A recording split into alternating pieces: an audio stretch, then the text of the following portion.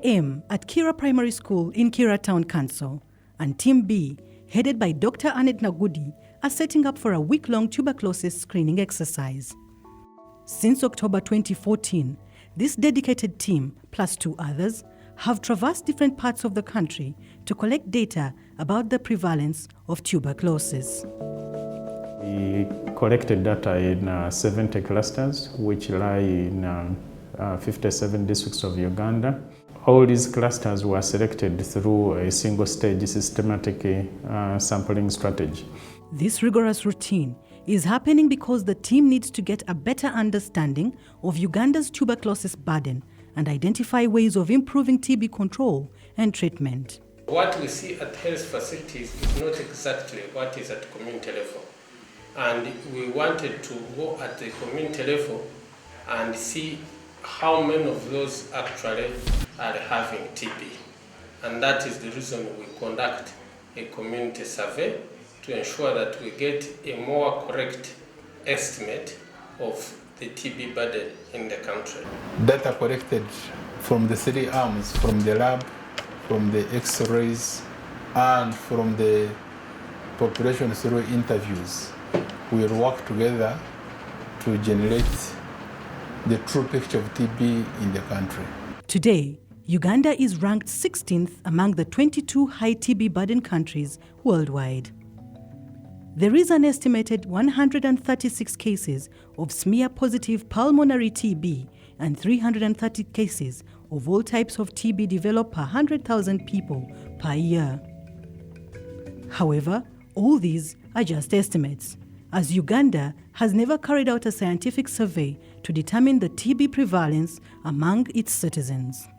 The National TB Prevalence Survey, which is the first of its kind to be done in Uganda, was done to help us answer very important questions regarding the burden of TB in this country. We would want to know the best estimate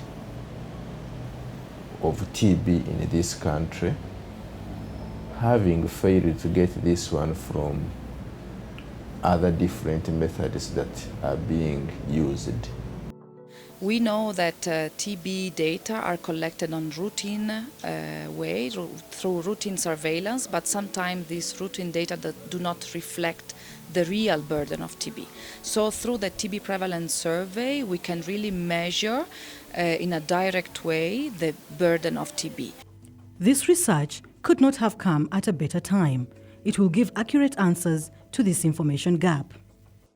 The survey is implemented by Makerere University School of Public Health on behalf of the National Tuberculosis Leprosy Program of the Ministry of Health.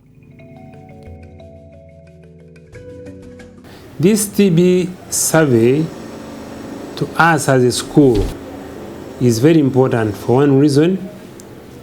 It helps us satisfy or answer the needs of the country through providing baseline information that helps the ministry to prepare itself, the ministry to develop policies, and also to inform the other stakeholders what is on the ground.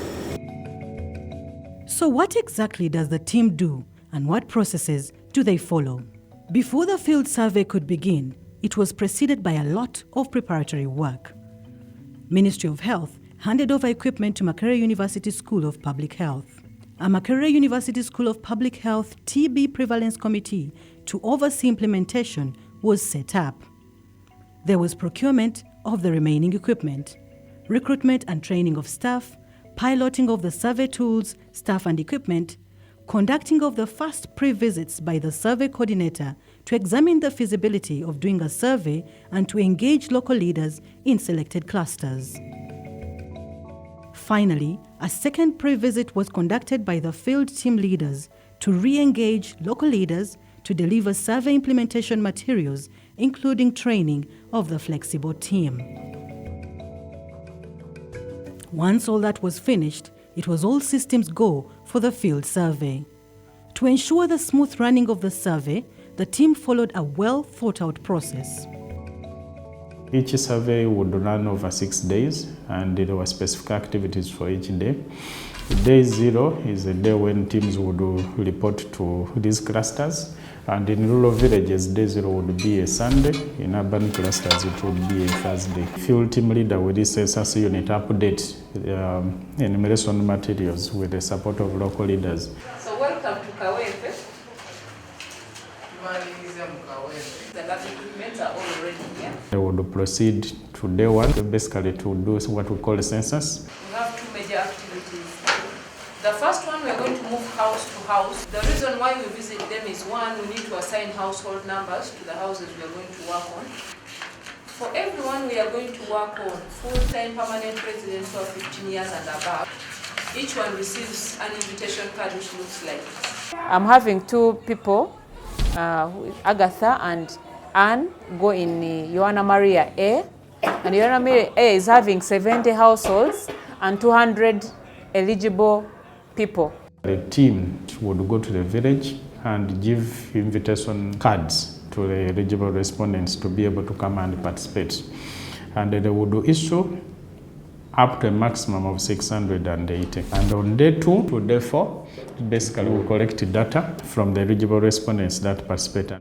On the actual days of screening, that is day 2 to 4, nothing is left to chance. The field team, assisted by some local staff, run the field operation center like clockwork. Once a participant arrives, they are led to the reception by a volunteer. The receptionist verifies the participant's invitation letter against a household register and provides them with an informed consent form to read and give their consent. Once the induction is done, the receptionist fills out the survey ID, name, age, sex, and occupation of the participant. 2 to 3 hours later, the process is done. Once the interview is completed, the tools again will be moved by the flexible team member to the next station. Still information will be validated. An X-ray will be taken by the takers. Once the results are out, his file would go to a data checker.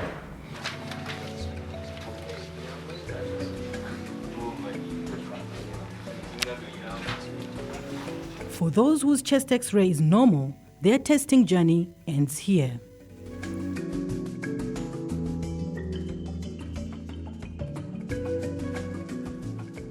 In the event that initial tests are positive, then more samples are taken from the participant. For an individual to be eligible for sputum collection, we would consider 2 parameters. 1, if he has a cough for 2 weeks or more, or if he has an abnormal chest X-ray, or both. Any of the respondents with those 2 criteria would now move to the lab.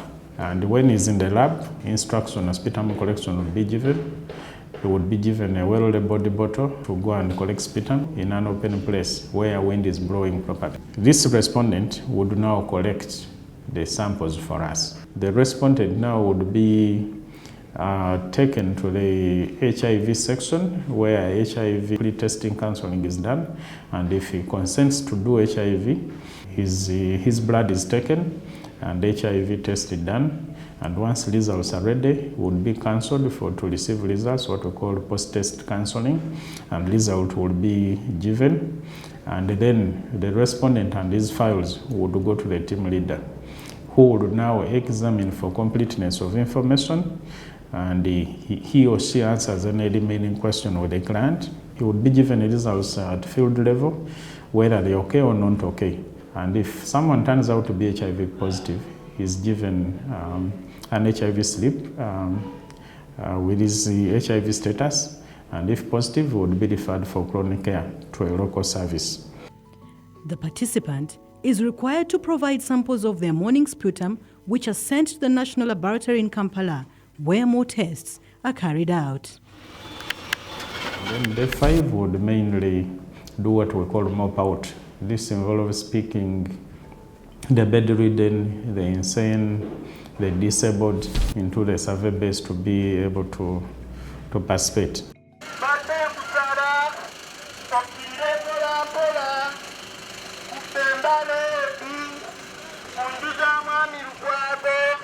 And those that can't participate would go to their homes, interview them, what we call an outreach session, collect samples without excluding them, but in all clusters we went, most of the respondents were able to be picked and evaluated within the survey base.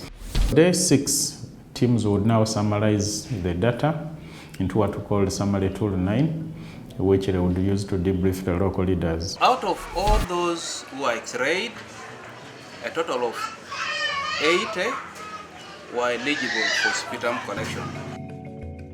It is mandatory that the sputa is delivered to the national laboratory within 72 hours. Once at the laboratory, the samples are accessioned, processed, and examined using direct ZN for AFBs. They are then cultured using Lowenstein-Jensen LJ medium. LJ drug susceptibility DSTs is done on each positive LJ cultures, while gene expert testing is done on any positive ZN sample, processed sediment, and in case of contaminated cultures. On a rough estimate, maximum 3 months after the sample came into the lab. So by the end of 3 months, they should have all the lab results for all the specimens which were received in the laboratory. So when those results are obtained, the results from culture and gene expert and microscopy, they will be fed in the database, whereby from the database, those results will be sent to Kololo. At the center here in Kololo, all the information that was gathered in the field is entered into the database. We do enter this data after distribution, and we do carry out double data entry, which is at the end of the day we do compare. The system has a capability to do compare the sets of data being entered by different people, and is another way of checking on the quality of the data and making sure that all that is being entered, it's the true data on the physical form from the field. We receive data from the data manager, we do the cleaning, we guide the cleaning process, we do the analysis, and we generate the reports, managing the epidemiology of the TB survey.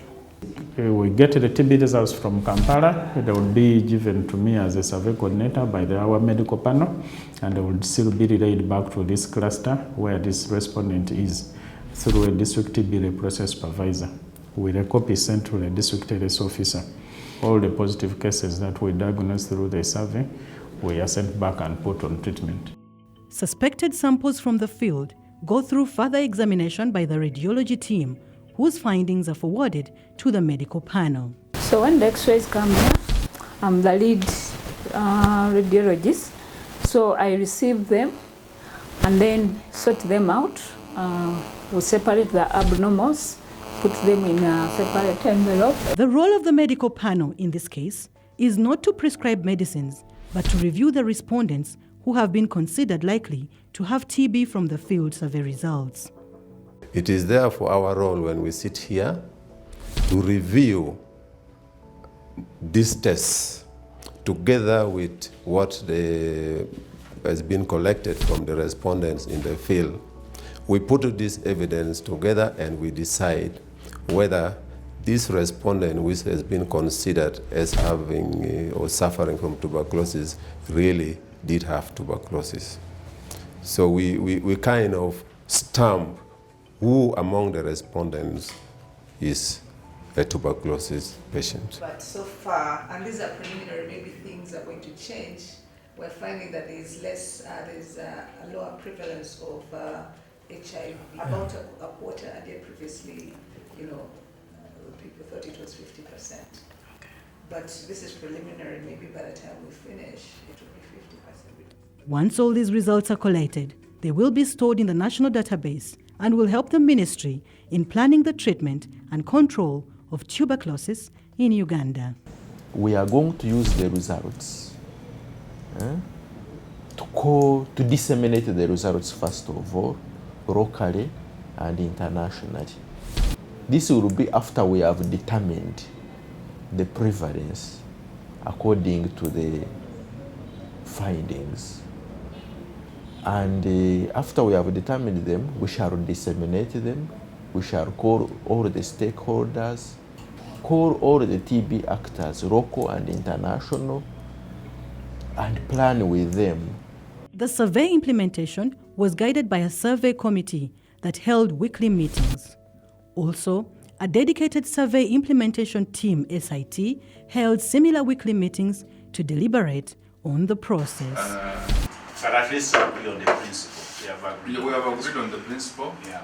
And we can say the school will be the technical lead in terms of organizing the events. I think we shall generate a small committee between the ministry and the school to coordinate this, I think. So we will propose to the dean to put up a very small committee involving the ministry people and the School of Public Health to actually organize this launch and to make sure that invitations, sites, and everything is done. I think that's a small activity that we will work out. Okay. Results. Your update.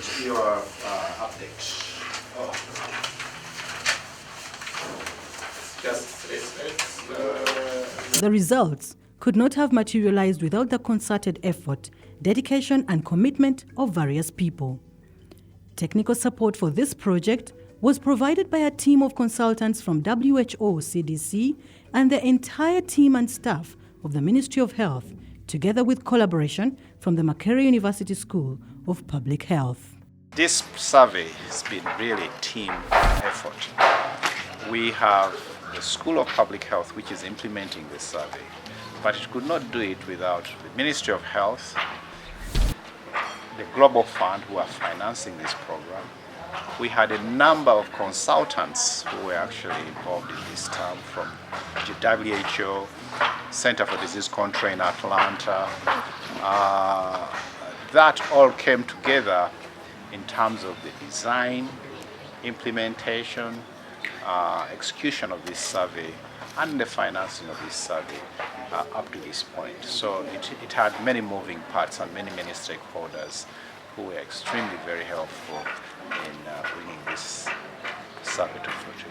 The people managing the survey are very skilled, very committed. They are doing a great survey. Actually, this is one of the best example of surveys in African country. So it will serve not only to provide good information about the burden in Uganda, but it will be used also as a model for other countries that are going to implement the similar exercise in the near future to use the same exercise, the same skills, and probably also same methodology to replicate the exercise. Uganda followed the WHO recommendation to do the survey. So WHO, the World Health Organization, provided guidance to every country embarking in this exercise to have a similar screening process and methodology, data collection system, lab investigation, also to give comparability between different countries. But definitely Uganda is a good example of what the survey should be, and the quality of data seems very high. So we really rely on, we trust actually the data coming from TB prevalence in Uganda as real data reflecting the real burden of TB. So I think it's a very good experience. It was an extremely important activity. As I said, for the last 2 or 3 decades, we have not had any population-based survey. So as Global Fund, we are proud to see that we have supported such an important activity that is going to form a landmark in TB programming at country level. And not only in Uganda, but also to inform the neighboring countries. I've learned a lot given the experience I've dealt with so many people of high profile, the lab, the radiology. The lessons learned are no expense should go unaccounted for. Has been a good experience, and I think now I can manage anyone. It has given me confidence that I can manage anyone.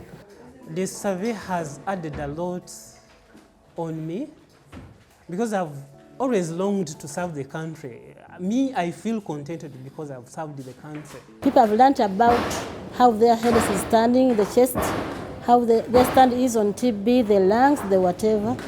So we are very lucky for our village to be chosen because our people now know their status in their health about TB. I would like to thank the Ministry of Health, which put the trust in the school to provide this service to this nation. And also like to thank the Global Fund for availing resources that have enabled us to do this great work.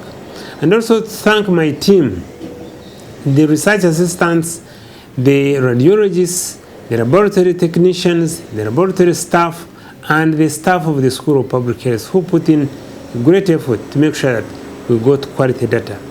And we believe that this is a landmark for us as Uganda to have this documented, and for the future plans to continue with this monitoring and the documentation of the status of TB in this country.